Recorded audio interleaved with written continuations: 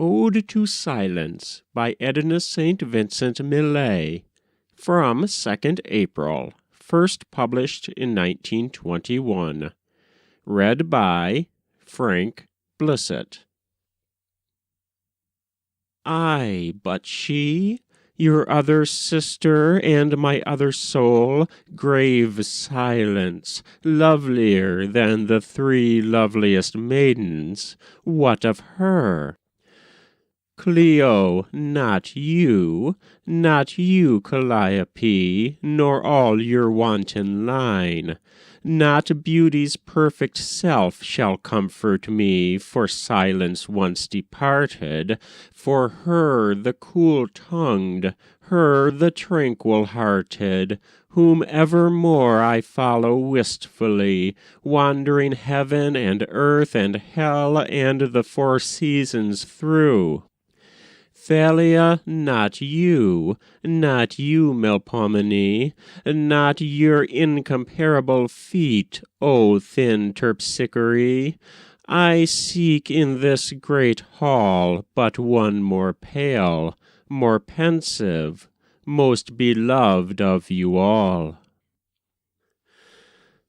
I seek her from afar.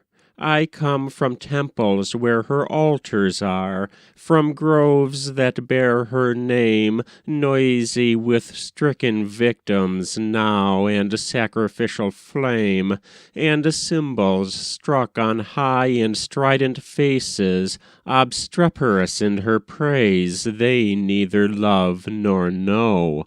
A goddess of gone days, departed long ago, abandoning the invaded shrines and fanes of her old sanctuary, a deity obscure and legendary, of whom there now remains, for sages to decipher and priests to garble, only and for a little while her letters wedged in marble, which even now, behold, the friendly mumbling rain erases, and the inarticulate snow, leaving at last of her least signs and traces, none whatsoever, nor whither she is vanished from these places. She will love well, I said, if love be of that heart inhabiter, the flowers of the dead, the red anemone that with no sound moves in the wind, and from another wound that sprang, the heavily sweet blue hyacinth that blossoms underground, and sallow poppies will be dear to her. And will not Silence know in the black shade of what obsidian steep stiffens the white narcissus numb with sleep? Seed which Demeter's daughter bore from home, uptorn by desperate fingers long ago, reluctant even as she, undone Persephone, and even as she set out again to grow, in twilight, in perdition's lean and inauspicious loam.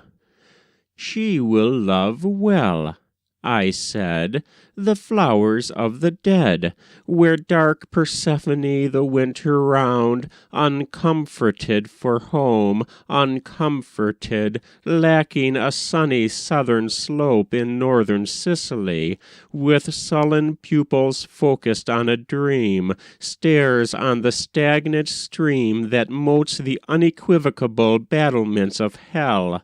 There will she be found, she that is beauty veiled from men and music in a swoon.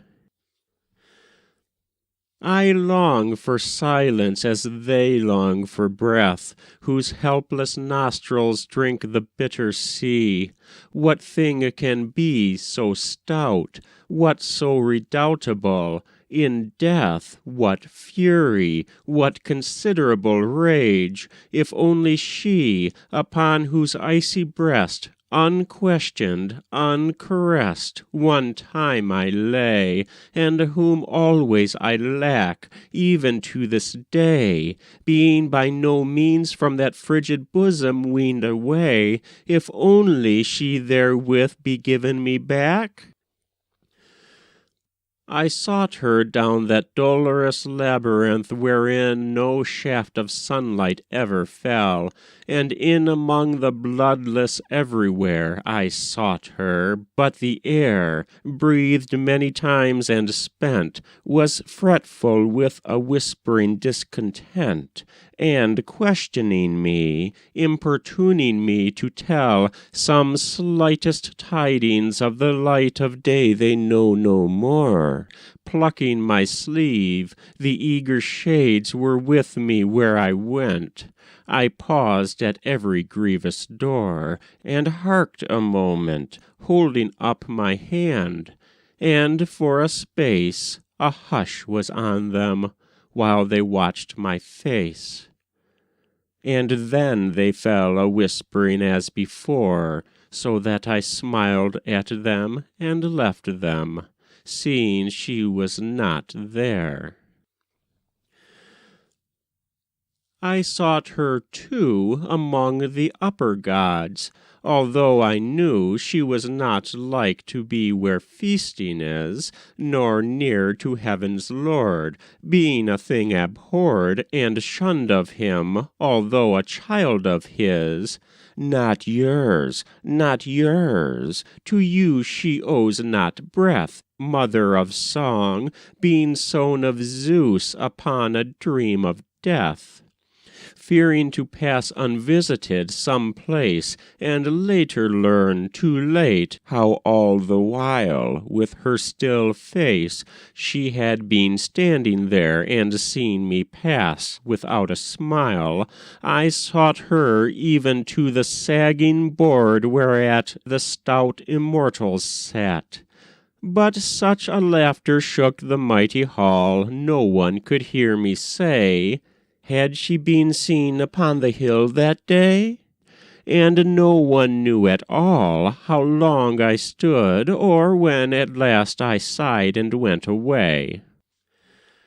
There is a garden lying in a lull between the mountains and the mountainous sea, I know not where, but which a dream diurnal paints on my lids a moment till the hull be lifted from the kernel and slumber fed to me. Your footprint is not there, Nimazani, though it would seem a ruined place, and after your lichenous heart, being full of broken columns, caryatides thrown to the earth and fallen forward on their jointless knees, and urns funereal, altered into dust, minuter than the ashes of the dead, and Psyche's lamp out of the earth upthrust, dripping itself in marble wax on what was once the bed of love, and his young body asleep, but now is dust instead.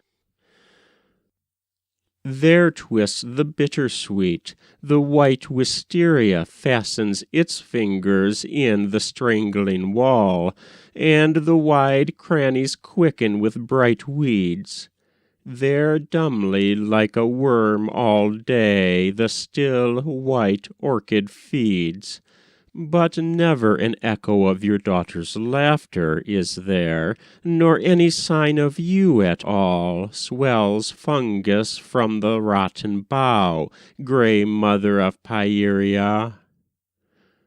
Only her shadow once upon a stone I saw, and lo, the shadow and the garden too were gone. I tell you, you have done her body an ill, you chatterers, you noisy crew. She is not anywhere. I sought her in deep hell, and through the world as well. I thought of heaven, and I sought her there. Above nor underground is silence to be found. That was the very warp and woof of you, lovely before your songs began and after they were through. Oh, say if on this hill somewhere your sister's body lies in death, so I may follow there and make a wreath of my locked hands, that on her quiet breast shall lie till age has withered them. Ah, sweetly from the rest I see, turn and consider me, compassionate Euterpe. There is a gate beyond the gate of death, beyond the gate of everlasting life, beyond the gates of heaven and hell, she saith, whereon but to believe is horror, whereon to meditate engendereth even in deathless spirits such as I, a tumult in the breath, a chilling of the inexhaustible blood even in my veins that never will be dry, and in the austere, divine monotony that is my being, the madness of an unaccustomed mood. This is her province whom you lack and seek her not elsewhere. Hell is a thoroughfare for pilgrims. Heracles and he that loved Eurydice too well have walked therein, and many more than these, and witnessed the desire and the despair of souls that passed reluctantly and sickened for the air. You too have entered hell, and issued thence. But thence whereof I speak, none has returned, for thither fury brings only the driven ghosts of them that flee before all things.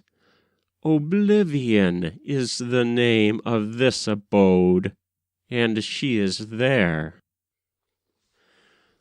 O radiant song, O gracious memory, be long upon this height I shall not climb again.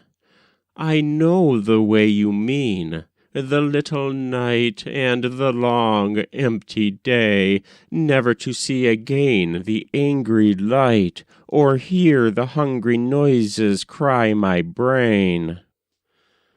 Ah, but she, your other sister, and my other soul, she shall again be mine, and I shall drink her from a silver bowl, a chilly, thin, green wine, not bitter to the taste, not sweet, not of your press, O restless, clamorous Nine, to foam beneath the frantic hooves of mirth, but savoring faintly of the acid earth, and trod by pensive feet from perfect clusters ripened without haste, out of the urgent heat in some clear, glimmering, vaulted twilight under the odorous vine.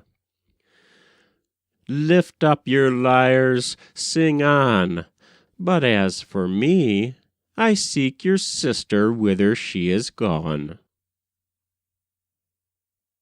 That was Ode to Silence by Edna St. Vincent Millay, from 2nd April, first published in 1921.